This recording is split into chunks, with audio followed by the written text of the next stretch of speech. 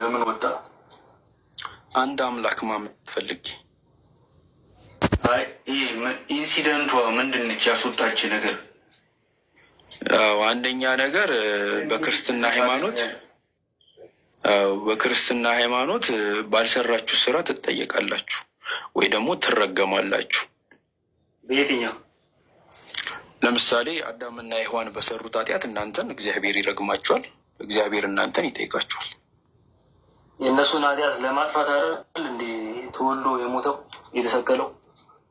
እኮ የእነሱን ኃጢአት ሳይሆን የእናንተንም ጭምር ነው እንጂ የእነሱ ኃጢአት እናንተ ላይ ይሸከማል። እሱ ግዴታ ነው። ለሰራኸው ነገር ትቀጣለህ። እሱ ግዴታ ነው ያለ ነው። እሱ ያስማማናል። ግን በአዳምና በሔዋን ኃጢአት ግን ትጠየቃላችሁ እናንተ፣ እግዚአብሔር ይጠይቃችኋል። እስቲ በየትኛው አንዱን ቦታ ላይ ነው እንደዚህ ያለው? አይ የኦርቶዶክስ ትምህርት እንዲኮን አቶች እኛንም ልታስወጣን ነው። ኖቲፊኬሽን ተመችኛለሽ ተባልነው ብሻል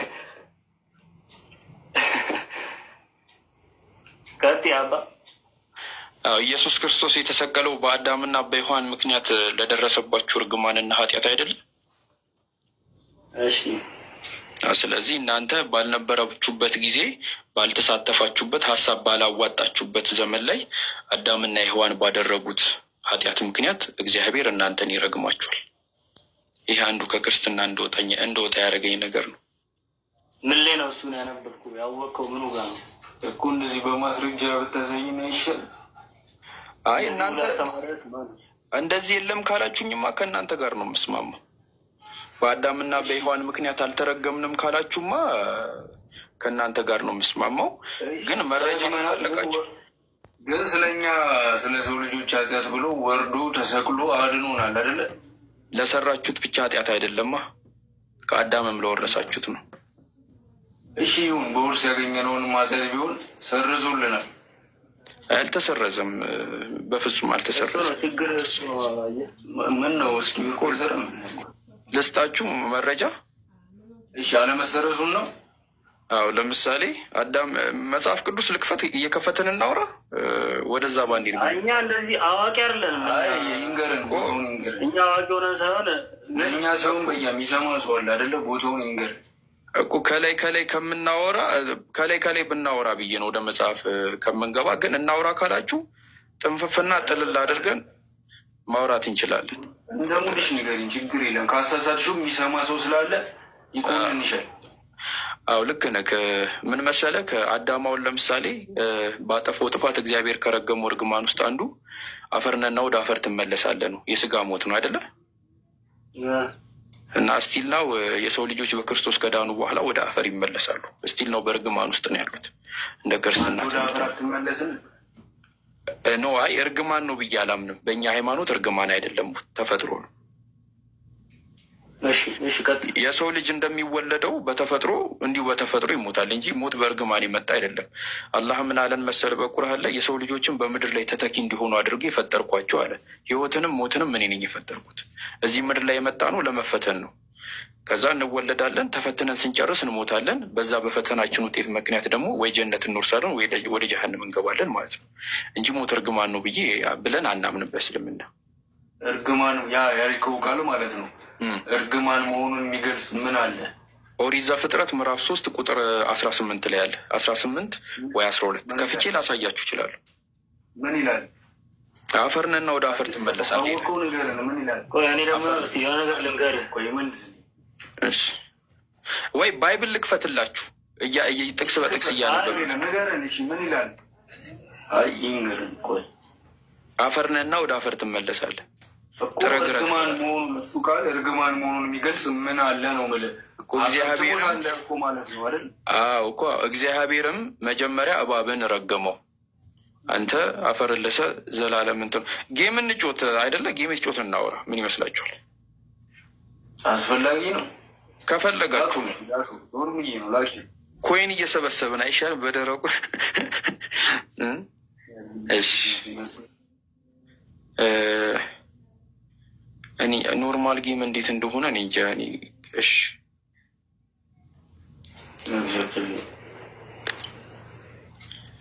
ጓደኛ ማቾች ናችሁ? ወንድማማቾች አዎ አይ አንተ ቀላ ትላለህ፣ እሱ ትንሽ ጠቆር ይላል። የእናቱ ልጅ እንጉርጉር እሱ ትንሽ እሳት በስቶበታል እኮ። እሺ እና ይሄ ነው ጥያቄ ልጠይቅ ብሎኝ ነበር የጠየቀኝ እሱ። አይ ጥያቄ ሳይሆን ቅድም ስላልሽው ነገር ልንገርሽ ብዬ ነው። አንቺ ያነሳሽውን የብሉይ ነው። ብሉይ ኪዳን ከክርስቶስ በፊት የነበረ ነው።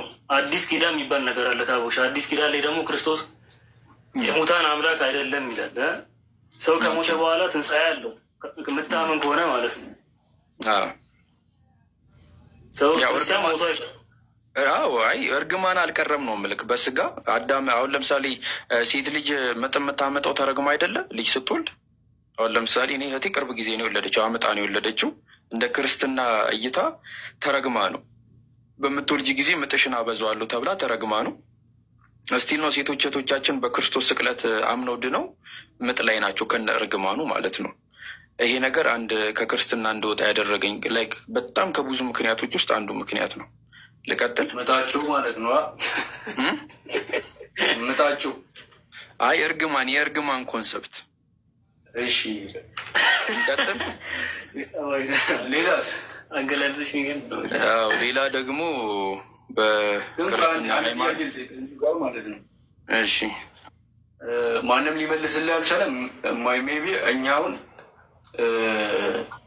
የሃይማኖት እውቀቱ ብዙም ሳይሆን እውቀቱ የለንም እና ምናልባት አንተ ለምታነሳው ነገር ቤተክርስቲያናችን መልስ ታጣለች ብዬ ደግሞ አላስብም። በደንብ አድርጋ በብዙ ነገር የታጠቀች ቤተክርስቲያን ያለች። እንደሱ ከሆነ ደግሞ ማሻላ ነው። ፎሎ እንደራረግና ጥያቄውን ጠይቃችሁ መልሳችሁን ይዛችሁ ትመጣላችሁ፣ ወይ አስተማሪ ይዛችሁ ትመጣላችሁ። ሰንበት ተማሪ ከነበርክ ቅርብ ላይ መቼስ እውቀት ያላቸው ሰዎች ምናምን አሉ አይደለ? ጠይቀ ጥያቄ ያልተመለስልህ ያው ሚስጥር ነው ያው አይመረመርም ይደነቃል ነው የምትባል እንጂ እኔም ብዙ ሞክሬያለሁ። እሺ ሌላስ? ሌላኛው ምክንያት ምንድን ነበር? ሌላኛው ምክንያት በክርስትና ሃይማኖት አንድ አምላክ አይደለም የሚመለከው። ስንት አምላክ ነው? 3 አምላክ ነው የምታመልኩት። ሚስጥረ ስላሴን አታምንም ማለት ነው? አየህ አይደለ? ያምናሉ። በጣም እርግጠኛ ነኝ። ሲጠመቅ ጸሎተ ሃይማኖትን ደግሞ 5ቱ አዕማደ ሚስጥራትን አምኖ ነው የሚጠመቀው። ከ5ቱ አዕማደ ሚስጥራት ምንድን ናቸው? ሚስጥረ ስላሴ፣ ሚስጥረ ስጋዊ፣ ሚስጥረ ጥምቀት፣ ሚስጥረ ቁርባን፣ ሚስጥረ ትንሣኤ ሙታን። እሺ አሁን አንተ ስላሴን በደምብ ታውቃለህ? እኔ ብዙም ሲጀመር አውቃህ ጨርሶ አውቃለሁ አትልም። አይ እኮ ግን ትረዳዋለህ ስላሴን አንተ? እስቲ ለምሳሌ ምን? ለምሳሌ አብ አንዱ አምላክ ነው ወይስ የአንዱ አምላክ አንዱ አካል ነው? አብ አንዱ አምላክ ነው ወይስ የአንዱ አምላክ አንዱ አካል ነው? የአንዱ አምላክ አንዱ አካል ይመስለኛል። እርግጠኛ አይደለሁም። ስለ እንደዚህ ዲቴል የሆነ ነገር አላውቅም እኮ። እሱን ነው የምልህ። እኔ ደግሞ ስላሴን በደንብ ጥንፍፍና ጥልል አድርጌ ነው ቁጭ ቤት የተማርኩት አምደ ሃይማኖት ላይ። ስላሴ ማለት 3 አደረገ 3 ሆነ ማለት ነው። ያ ማለት አብ ወልድ መንፈስ ቅዱስ በግብር በአካል በመልክና በስም 3 ሲሆኑ እቺን ዓለም በመፍጠር ይህንን ዓለም በማሳለፍ በመመለክ አንድ ናቸው። ስለዚህ በግብር 3 ናቸው ሲባል አብ ወላዲ ነው፣ ወልድ ተወላዲ ነው። ሶስትነትም አንድነትም አላቸው። ሶስት ሲሆኑ አንድ ነው የሚባለው። እሱም ነው እየነገርኩ ያሉት። አንድነታቸው በመመለክ እችን ዓለም በማሳለፍ በመፍጠር እንደገና ደግሞ እችን ዓለም በመግዛት አንድ ናቸው በአምላክነት ማለት ነው፣ ወይ ደግሞ በምንነት ወይ ደግሞ በኤሰንስ ማለት ነው። ሶስትነታቸው ደግሞ በአካል በመልክና በስም እንዲሁም በግብር። ለአብ ፍጹም ገጽ ፍጹም መልክ ፍጹም ስም አለው፣ ለወልድም እንደዛው ለመንፈስ ቅዱስ። በግብር ደግሞ አብ ወላዲ ነው፣ ወልድ ተወላዲ ነው፣ መንፈስ ቅዱስ ሰራጺ ነው። ወልድ ወላዲ አይደለም ተወላዲ ነው። መንፈስ ቅዱስ ወላዲም ተወላዲም አይደለም ሰራጺ ነው። አብ ሰራጺም ተወላዲም አይደለም ወላዲ ነው። በዚህ 3 ናቸው። ስላሴ ማለት ይሄ ነው ባባቸው። አሁን አንድ አይደሉም ነው የምትለው? 3 መሆናቸውን በቀላሉ ላሳይክ እስቲ። እሺ ማርያም ፈጣሪን ወልዳለች ብላችሁ ታምናላችሁ? በደንብ። አብንስ ወልደዋለች? አብን አለችው። ፈጣሪ ማለት እኮ ይኸውልህ አንድ አምላክ የሚባለው እኮ ለዛ እኮ ነው። አንድ አምላክ የሚባለው እሱ ከመወለዱ በፊት ዓለምን የፈጠረ ነው። እኮ ገባኝ። አሁን ማርያም ፈጣሪን ወደዋለች አላችሁኝ፣ ተስማማው አይደለ? ተስማማና እሱ አብንስ ወልደዋለች? አልወለደችውም። ስለዚህ ያልወለደችው ፈጣሪ አለ ማለት ነው። እንደዛ ማለት አይደለም። እና እንዴት ማለት ነው? የፈጠራትን ወልደዋለች እኮ አብን አልወለደችውማ። የፈጠራትን ኢየሱስን ወልደዋለች። አብን ግን አልወለደችውም። ስለዚህ ያልወለደችው ፈጣሪ አለ። ወልድ የአብ ልጅ ነው ይባላል። ችግር የለውም፣ እሱ ጋር ችግር የለብንም። አሁን ማርያም የወለደችው ፈጣሪ አለ፣ ያልወለደችው ፈጣሪ አለ። አሁን እዚህ ጋር ነው ችግሩ። ለዛ ነው ሶስት ያልካቸው። አይ አንድ አድርጋቸውና አሳየኝ። እንግዲህ እኔ አሁን ወደ ክርስትና እመለሳለሁ። አንድ አድርጋቸውና እኔ እኮ ይኸውልህ እኔ ወይ ዲያቆን አለው ወይ ሰባኪ አለው ብዙ እውቀቱ የለኝም አልኩ። ግን እኔ ማምነውን እየነገርኩ ነው። አንድ አምላክ ብዬ ነው ማምነው እያልኩ ነው እኮ። እኔ ደግሞ ሪያሊቲ እኮ እኔ አሁን ምንድን ነው እንድትመልሱልኝ አይደለም፣ ያው እናውራ፣ ኮንቨርሴሽን ነው እያደረግን ያለ ነው። ምናልባት አላህ ከረዳን እናንተ መጽሐፍ ቅዱስ እንድታነቡ እኔ ምክንያታችሁ ሆኖ ይሆናል። ባይብል እንድታነቡ ስለ ሃይማኖታችሁ ጠንቅቃችሁ እንድታውቁ እዚህ ጋር ለመመጻደቅ ሳይሆን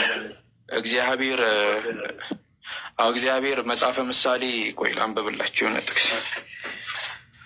ፓስተር ሆንኩባችሁ እንግዲህ ይቅርታ አዛብኳችሁ።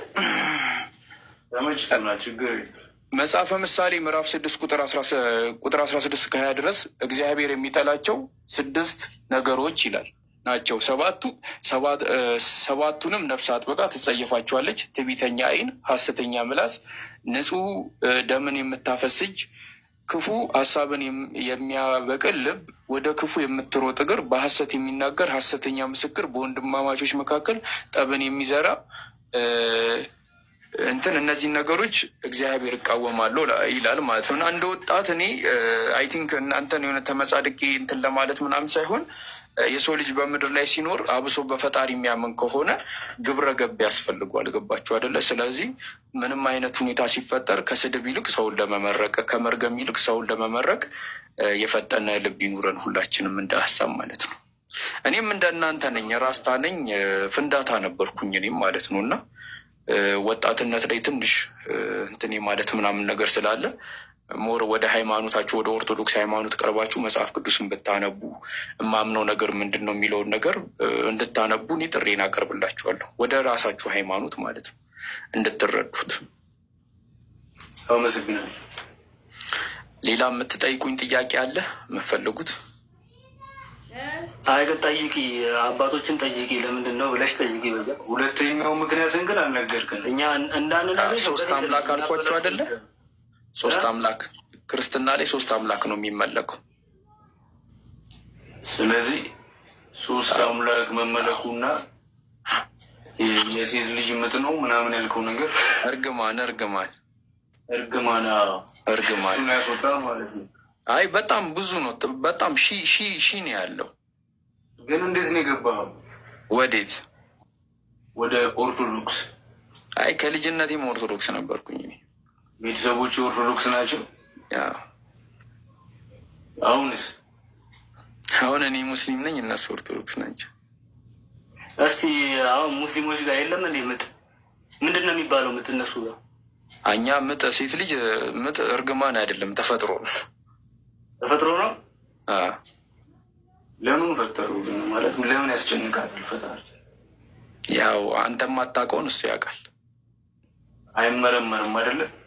አይ አንተ በሱ እኩል ጭንቅላት ካለክ ማወቅ ትችላለህ። ችግሩ የለህም ነው። አይ አልተጻፈም ማወቅ አንችልም ማለት ነው እሱን ነገር። እሱን የሚያክለው የእሱን ያለ እውቀት ማካበብ አችልም። እኔ እናንተ በጣም ሚጢጥዬ ጭንቅላት ነው ያለን። የተወሰነ ነገር ነው የምናውቀው።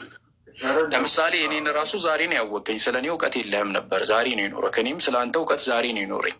ውስነን የማናውቃቸው ብዙ ነገር አለ። አምላክ ግን ሁሉንም ያውቃል። ልክ ነህ እኮ አይደለ? ቅድም የሆነች ቃል ከአይምሮ ውስጥ ስላልጠፋች ነው ስጠይቃቸው ፈጣሪ አይመረመርም እና ማናውቃቸው ብዙ ነገሮች አሉ ብሎ ነበር የሆነ ሰው እና ስለ ፈጣሪ አይደለም ስላሉክ ማለት ነው። አሁን ስለ ፈጣሪ አይደለም እያወራን ነው። አይ ስለ ፈጣሪ አይደለም። ምን መሰለክማ ስለምትጠየቁ በእናንተ ምንድን ነው ትርጉሙ? የደሳና ቦታ የለውም። እኮ መሰለህ አይመረመርም የሚለውን የእነሱን መልስ አንተም ዞር አመጣኸው ማለት ነው። አይደለም እሱ እንዴት እንደሚለይ ልንገርክማ። ሴት ልጅ ተረገመች በሔዋን ምክንያት ማለት ነው። ያዝልኝ ይሄንን። እኔ ለምን ተረገመችን አለፍኩት። ገባክ አይደለ? በቃ ተረገመች። እሺ ሶኬ። ከዛ ችግሩ አሁን እኔ ጥያቄ የሆነብኝ ኢየሱስ ክርስቶስ ለዛ እርግማን ከተሰቀለ በኋላ እርግማኑ እስካሁን አልቀረም ነው። ይሄ ነው ጥያቄ። አይኮ አይደለ? ኢየሱስ ክርስቶስ ለዛ እርግማን ከሆነ የተሰቀለው ለምንድን ነው እርግማኑ ያልቀረው? ይሄ ነው ጥያቄ። ጠይቀሃል? የሚያውቅ ሰው ጠይቀሃል እኮ? አይመረመርም እንትን ይደነቃል እንጂ አይመረመርም ነው የምትባለው። ገባ አይደለ? ኢየሱስ ክርስቶስ ከተሰቀለ በኋላ ራሱ ምንድን ነው የቀየረው? ዓለም ላይ መከራ ቀነሰ፣ የሰው ልጅ መሞት አቆመ፣ ኃጢአት ቀነሰ። ትንሣኤ ይባል ነገር አለ እኮ። ትንሣኤማ ምን እሱ ሳይመጣም በፊት ነበር እኮ። የለም የትኛውም ሰው ገብቶ አያውቅም ወደ ገነት። ከአዳም ወደ ሲኦል ከወረደ በኋላ ክርስቶስ እስከ መጥቶ ሞቶ እስኪሰቀል ድረስ ሁሉም ሲኦል ነበር የሚገቡት። ገብቶ ነው መስቀል ላይ ተሰቅሎ የሞተ ሰዓት ወደ ሲኦል ገብቶ ነው ነፍሳትን ወደ ገነት ያገቡ። ማስረጃ አለክ እንደሱ የሚል አለ መጽሐፍ ቅዱስ ላይ አለ እኮ። ወይ ሌላ ቀን ታዘጋጃለህ ወይ ሰውን መክፈት ይችላል። አሁን አለ መጽሐፍ ቅዱስ የለም። መጽሐፍ ቅዱስ እኛ የራቀን ሰዎች ነን። ግን የት ነው ሰፈራችሁ? አስፈላጊ ነው በየ እኔም የአዲስ አበባ ልጅ ነኝ። ፈታ በሉ እንደ ጀለስ የሚኖሯችሁ ሲሉ ልጅ በሚለው ያዥ የናዝሬት ልጅ በሚለው አጠቃለሽ ያዥ። የናዝሬት ልጆች ናቸው። አይ መርሃባ። የናዝሬት ልጆችማ ፈታ ያላችሁ ልጆች ናቸው። እንዳያሳዝብሽ። መጀመሪያ ላይ ግን ስገባ ለጠፈጥፉኝ ነበር። እኔ ምን አድርጊያቸው? እኔ ላይ ተበረታላችሁ ሁሌ። አንተኛው አብሶ ፊት ለፊት ላይ ያለቀው ሁሌ ጉልበትህን እኔ ላይ ነው የምትወጣው። ይቅርታ በጣም እንዲህ ነው እያልኩ ሁሌ። ባለፈውም ይቅርታ ብለህ ሄደህ አሁንም እንትን ትላለህ። እሺ ምናልባት ስለ እስልምና ልንገራችሁ ከፈለጋችሁ። ደስ ይለናል። ይንገርን። ይቅርብኝ ካለ ይቅርብኝ ነው። አንተ ደግሞ አታስጨንቀው። ሁሌ እንዳስጨነቅከው ጆሮን ለያዘው ትነግረኛለህ። እሱ እኔን ያስጨንቀኛል፣ ለአንተ እሱን ታስጨንቀዋለህ። እኔ ደግሞ አንተን አስጨንቃለሁ እየነገርኩ ማለት ነው። ማወቅ አይከፋም። አንተ ምንድን ስለነገረ ሃይማኖትን እኮ አትቀይርም አይደለ? አዎ ልክ ነህ። የእውቀት መጥፎ የለውም። አዎ ልክ ነህ። በእስልምና ሃይማኖት የእስልምና ሃይማኖት ፒላር የሚባል አለ። ልክ ኦርቶዶክስ ሃይማኖት ላይ ዶግማቲክ የሚባል ነገር ይሄ አምስቱ አዕማደ ምስጢራት እንደሚባለው ልክ በእስልምና ሃይማኖት ልክ ዶግማቲክ የሆነ ነገር አለ። ያ ደግሞ ዶግማቲክ የሆነ ነገር ምንድን ነው? ከጥንት ጀምሮ ይቅርታ በጣም ላስቁምህና ማለት ነው። ከኦርቶዶክስ የወጣበትን ምክንያት ነግረኛል አይደል? ወደ እስልምና ደግሞ የተሳብክበትን ምክንያት ልነግረኝ እንችላለን ማለት ሌሎች ሃይማኖቶችም አሉ አይደል? እንዴት መረጥከው? ወደዛ እንዴት ገባ? ያንን ምክንያት ደስ ይለኛል። አንደኛ ነገር ማለት ይችላል። አንደኛ ነገር በምንነትም በማንነትም አንድ አምላክን ለመገዛት ልክ ነቢያቶች ሲያደርጉ እንደነበረው ማለት ነው። ሁለተኛ ነገር አላህ ባልሰራሁት ነገር ብቻ ሳይሆን ያለ እውቀቴ እንደገና ደግሞ ከአቅሜ በላይ በሆነ ነገር አላህ አይጠይቀኝም። አላህ ከእውቀት ላይ ሳታውቅ በምሰራው ነገር አላህ አይጠይቅህም። ከአቅም በላይ ተገደክ ባደረግከውም ነገር አላህ አይጠይቅም። ይሄ እኮ ኃጢአት ነው ብሎ አይጠይቅም። ለምሳሌ አንተ አሁን ስለ እስልምና ሳታውቅ እስልምናን ምንም ሳሰማ በሞት አንተ ጀሀነም አገባ። ምክንያቱም አላህ ላይ ሎጂካሊም አይደለም። ምክንያቱም ለምን ሙስሊም አልሆንክም ብትል ቢልክ አንተ መልሳለህ። እኔ ስለ እስልምና አልሰማሁም ነው መልሱ። ገባ ጋር እውቀት በሌለ ነገር ከአቅም በላይ በሆነ ነገር አላህ አይጠይቅም። የምትጠየቀው በሰራ ከሆነ ኦርቶዶክስ ሞኜ ገነት እገባለሁ ማለት ነው። የእናንተ አምላክ ከሆነ ትክክል የሆነው እንትን ከሆነ ነዋ። ካልሰማክ በቂ ምክንያት ካለ መስማት እኮ አይነት አሉ አይደለ እኮ እሱን ከአላህ ጋር ነው የምትተሳሰቡ። አሁን አንተ የምትነግረኝ መንገድ አለ አይደለ? እሱኛው መስማት ጥሩ ነው፣ እውቀት እየሰጠኝ ስለሆነ ማለት ነው። ግን ጀስት እስልምና አለ ወይ የሆነ ሃይማኖት አለ ስለተባለ እሱኛው መስማት የሚሆን አይመስለኝም። እና ኦርቶዶክስ ውስጥም ያለ ሰው ገነት ይገባል ማለት ነው አይደል? ካልሰማ ማለት ምን አይነት አሰማም ነው? ቆይ አሁን ምን መሰለህ፣ አሁን ለምሳሌ አንተ ኦርቶዶክስ ነህ። አሁን እስልምና አለ ስለተባለ ብቻ ተነስቶ ይገባል? ቆይ ልጨርስልህ ነው። አንተ አሁን ኦርቶዶክስ ና ኦርቶዶክስ የሆንከው ለምደከው ነው አውቀቀው ነው? ከቤተሰቤ በውርስ ነው የወረስኩት። ግን ኦርቶዶክስ ምን እንደሆነ ግን አታውቅም። ለምን አላውቅም? ያው እኔ አላውቅም እኮ አልክ። እንዴት አላውቅም አላለኩም። መጽሐፍ ቅዱስ ላይ ስንት ወንጌል አለ? ስለ ሃይማኖቱ 4 ወንጌል አላውቅ እችላለሁ። አንተ ዝም በል። እኔ ላይ ጉልበትህን አትወጣ። ከእሱ ጋር እያወራ አይደለ? ምን አይነት ሰውዬ እየነገርኩ እኮ ጠየቅከን እየመለስኩልህ እኮ ነው። እሺ ማን የጻፈው 4ቱን ወንጌል? የማቴዎስ ወንጌል፣ የማርቆስ ወንጌል፣ የሉቃስ ወንጌል፣ የዮሐንስ ወንጌል። ማን ናቸው እነዚህ 4ቱ? ሐዋርያት አይደሉም? ቸልሳቸው ነበር። ዮሐንስና ማቴዎስ ሐዋርያ ናቸው። ሉቃስ ማን እንደሆነ አይታወቅም። ማርቆስም ማን እንደሆነ አይታወቅም። እንዴት ነው አይታወቅም? ከምን አንጻር ነው? እሺ አይሆኑም ይችላሉ። እሺ እና ግን ምንድን ነው ያው ማለት አሁን ምን መሰላችሁ፣ የለመዳችሁትን አትመኑ ነው፣ ያወቃችሁትን እመኑ ነው። እኔ አሁን ጥያቄ እሱ ነው ፖይንት አሁን እያወራ ያለሁት ምንድን ነው። አላህ ምን አለ በቁርአን ላይ? እውቀት በሌላችሁ ነገር ላይ አትከተሉ አለ። በቃ እውቀት የሌላችሁን ነገር መከተል የለባችሁ፣ እውቀት ባላችሁ ነገር ነው። እና እኔ ምንድን ነው ያልኳችሁ፣ ኦርቶዶክስን ብታጠኑ አሪፍ ነው እንደ ሀሳብ ማለት ነው። ኦርቶዶክስን ገብታችሁ ብታጠኑ መጽሐፍ ቅዱስ ብታነቡ ምናምን በጣም ጸዴ ነው። ወላሂ ነው የምላችሁ፣ ሀቁን ትረዱታላችሁ ሁላ ማለት ነው። ማወቅ አይከፋም እንዳለው ማለት ነው። እና የራሷ እያረረባት የሰው ታማስላለች እንዳይሆን ኦርቶዶክሳችሁን ጥንፍፍና ጥልል አድርጋችሁ የምታምኑትን ነገር ለመማር ለመረዳት ሞክሩ። ያንን ነው የጠየኳችሁ እንጂ እኔ እናንተን ለማስለም ምናምን አይደለም የመጣው። ሲጀምር እናንተን መጽሐፍ ቅዱስ እንድታነቡ መጽሐፍ ቅዱስ እንድታነሱ ካረኳችሁ ለእኔ ትልቅ አቺቭመንት ነው። ኧረ ቴንኪው።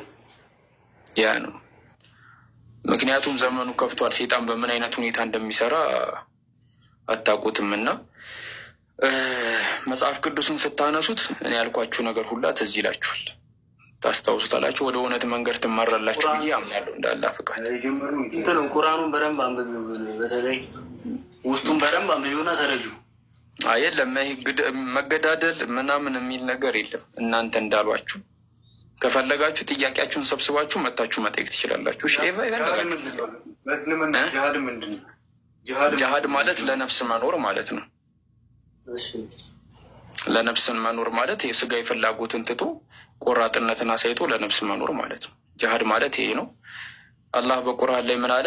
አንድን ነፍስ የሚገል ሰው የዓለምን ሕዝብ ሁሉ እንደገደለ ይቆጠራል አለ። ምን አልኩኝ? አንድን ነፍስ የሚገል ሰው ሁሉ የዓለምን ነፍሳት እንደገደለ ይቆጠራል። አንድ ነፍስን ያዳነ ደግሞ የዓለምን ነፍስ እንደ አዳነ ይቆጠራል ነው። እና መግደል አይፈቀድም በእስልምና። እነማን ሲቀሩ? እነዛ ወንጀል የሰሩት የሰው ነፍስ ያጠፉ ሴትን የደፈሩ ሲቀሩ ማለት ነው። እነሱ ሰው አይደሉም? አይ ጥፋት አጠፋ ካጠፉ አንተ ቤት ጥፋት ተጠፋም ቤተሰቦች ጋር አይ ሰው የገደለ ሰው ነው ያልኩት። ያደለም ብለው ይክዱሃል ቤተሰቦች እንኳን ሰው የገደለ ሰው የገደለ ሰው ይገደላል በእስልምና። በብዙ ኬዝ እኮ ሰው ልገለል ይችላል። አዎ ጥፋተኛ ሆነ ከተገኘ እኮ ቀደም አልኩ ካደለ እውቀት በሌለህ ነገርና ከአቅም በላይ በሆነ ነገር ላይ አላህ ይጠይቅም አላልኩም ቅድም? እሺ ይሁን፣ ግን ነብስ አጠፋህ እንበል የሚጸጸት ልብ ሰጥቶ ነው አይደል? ዓለማዊ እንኳን ህግ ስታስበው ታራሚ ተብለህ ትወጣለህ አይደል እኮ። ስለዚህ ከህዝቡ ጋር ትቀላቀላለህ። ስለዚህ ከአንተ ጋር እንስማማ፣ ልቡ ይጸጸታል ብለን አይገደል፣ እድል እንስተዋል። ስንት እድል እንስተው እንደተጸጸተ ሁሌ 1 ሚሊዮን ሰው ከገደለም 1 ሚሊዮን ጊዜ እድል እንስተው። አንተ አሁን ይኸውልህ ሰው ስለሆንክ እኮ ነው በሰውኛ ነው እኛ እንደዚህ ልናስብ የምንችለው። እኔ አይደለም እኔ አሁን ሀሳብህን ነው እየጠየቅኩ ያሉት። እኔ አሁን ከአንተ ሀሳብ ጋር ስለሚጸጸት ለምን ይገደላል ይቅር ይባል አልከኝ አይደለም? እሺ አልኩክ፣ በቃ ይቅር ይባል አልኩክ። ከዛ እዚህ ጋር ግን ጥያቄ ፈጠረብኝ። አሁን ይሄ ሰውዬ ላይክ 30 ሰው ቢገል 30ውንም ሲገል ንጹህ ልብ ይመለሳል እያለን ይቅርም በለው። በንስሐ ምንም ይመለሳል። ምንም እኮ ዝም ብሎ ይግደል። በቃ እየዞረ ንስሐውን እንትን ይበል ይውሰድ እንደፈለገ ማለት ነው። ንስሐ ማለት እኮ መጸጸት ነው። አንድ ሰው ከተጸጸተ እንዴት ነው ደግሞ የሚያደርገው እኮ አይደለም። ብዙ ሰው የሚገል ሰው ካለስ ነው ጥያቄው። ንስሐ ከገባ በቃ ይጸዳል እኮ ይጽዳ እኮ ግን 20 ሰው ገደለና 20ኛውም ላይ ንስሐ ይግባና ይጸጸት ነው የምትሉት? ስማኝ እንደዚህ ዲቴል አሁን አንተ ባልከው መንገድ አይደለም ያለው። በቃ ሰው የገደለ ሰው ይገደል ይላል አይደለ? እንደዚህ 10 ይቅር በሉትና ይሄን ያህል ጊዜ ይቅር በሉትና ከዛ በኋላ ግደሉት የሚል የለም። እኛ ደግሞ መጽሐፍ ቅዱስ እንደሱ የሚል ጥቅስ የለም መጽሐፍ ቅዱስ ላይ። ግን እኔ እናትና አባቱን የሚሳደብ በድንጋይ ተቀጥቅጦ ይገደል የሚል ሕግ አሳያቸዋለሁ ከፈለጋችሁ። አሁን ይኸውልህ ለምን ሌላ እንትን ላይ እንሄዳለን? እዚህ ጋር ብንጨርሶ ይሻላል። መጀመሪያ እኮ እናንተ የምትሉት የባይበል ጥቅስ የለውም ነው የምላችሁ። የገደለ ይጸጸታል ንስሐ ይግባ የሚል የለም። ግን እናትና አባቱን የተሳደበ በድንጋይ ተቀጥቅጦ ይገደል የሚል አለ ነው የምላችሁ። አሁን አንተ ከነፍሰ ገዳይ ውጭ ብሉይ ኪዳን ያነበብከው? አዎ ብሉይ ኪዳን። አዲስ ኪዳን እኮ ሕግ አምጣ። አዲስ ኪዳን ላይ ሕግ የለም እኮ አዲስ ኪዳን ላይ አንብቤ ያለው አምጣ እስቲ ቁጥር ጥቀስ። እኔ አልያዝኩም። ይኸውልህ እንደነገርኩ እኔ እኮ ካልያዝክ አለ አትበላ። ታዲያ አሁን እኮ ችግሩ አለ ትለኛለህ። የታለ ስለ አልያዝኩትም ትለኛለህ። እንደ ፊልም ግን ይመቻችሁ። አላህ ይጠብቃችሁ ባላችሁበት። ወላሂ ከልቤ አንተንም ይጠብቅ፣ ልብህን ይመልስልህ። ባለማመን ዛሬ ነው ያፈርኩት እኮ አንብቡ። እኔ ያው ምክንያት ከሆንኳችሁ ያልኩት ለዚያ ነው። እኔ ምንም ሳይሆን ዛሬ እናንተ ባይብል እንድታነሱ ካረኳችሁ ለእኔ ትልቅ አቺቭመንት ነው። ኢንሻላህ አላህ ከፈቀደ ሌላ ቀን ተገናኝተን እንግዲህ መጽሐፍ ቅዱስን ታስተምሩኝ ይሆናል። እዚህ የእኔ ቤት ላይ የመጽሐፍ ቅዱስ ከፍተኛ እጥረት አለ። ወንጌል ራሱ አይሰበክም። እንዲህ አናቴን ራሱ ባሳያችሁ በወንጌል እጥረት ምክንያት ደርቋል። እና መታችሁ ብታረሰርሱ መማር ትፈልጋለህ ማለት መጠየቅ ምናምን ትፈልጋለህ መጠየቅ ስልህ እንደዚህ አይነት ብዙ እውቀት ያላቸው ምናምን ወንድሞቻችን አሉ አይደለ? ትላልቅ የሚባሉ ቲክቶክ ላይ ሁላ መነጋገሪያ እስኪሆኑ ድረስ እነሱ ጋር ገብተህ ለመማር ወይ ደግሞ እነሱን ለመጠየቅ ያለን ጥያቄ ምናምን ሞክረህ ታውቃለህ? ምናልባት እነሱ ያውቁኛል። ሄደህ ብትጠይቃቸው። እኔ ከአንተ የተረዳሁት ምን መሰለህ? ትጠይቃለህ፣ መጠየቅ ግን መልስ የምትሰጠው ራስህ ነህ። የትኛውን ጥያቄ ጠይቂያችሁ የትኛውን መልስ መለስኩኝ? እፎይን ታውቀዋለህ? ያውቀኛል እሱ። እርግጠኛ ነህ? እና ላይቭ ሪከርድ ምናምን የለም እንትን ያላችሁት ምን ከእሱ ጋር ስትወያዩ ያለበት ምናምን ማለት ሊመልስልህ አልቻለም? እንትን ያልከውን ነገር የጠየቅከውን ነገር እፎይ እኮ እስልምና ላይ ነው እንጂ ክርስትና ላይ ብዙም አያውቅም። እሺ ወይ መልሰህለታል? የጠየቀህን ነገር መልሰህለታል? እሱ የጠየቀህን ነገር እኔ ሊጠይቀኝ ተገናኝተን ልጠይቀው ነው እንጂ የተገናኘ ነው ሊጠይቀኝ ተገናኝተን አናውቅም። በእርግጠኝነት ልጠይቀው ስገባ በሌላ ጥያቄ ጠይቃል ብዬ አስባለሁ። አይደለም ከልጆች ጋር እየተወያየው መጥቶ ጠይቄዋለሁ። እኔ ከሌሎች ልጆች ጋር እየተወያየው መጥቶ ማለት ያው ባለፈው ምን እንዳላልሰማችሁም ተኛን ሊቀሰቅሱት አይነሳም ነው የሚባለው። እንደዛ ከተሰማችሁ ያው ለምን እንዲህ ተሰማችሁ አይባልም። ለማንኛውም ለእኛም ለአንተም ልቦና ይስጥህ። አሚን። ልብህን ይመልስልህ። የምሬ ነው። በተለይ ለእኛ እኛ እንደዚህ አላወቅንም። አንብቡ ብራዘር። አንድ ቀላል ጥያቄ ልጠይቅህ። አንድ በጣም ቀላል ጥያቄ። እሱን ነው ቀዩን ትልቅ መስቀል ያደረገው ልጅ። እሺ ጠይቀኝ። ለምንድን ነው አንገት ላይ መስቀል ያደረገው? ግን ኦፌንሲቭ እንዳይሆን እሺ፣ ጀስቱ ነው ለማወቅ ነው። ነግርህ ነው።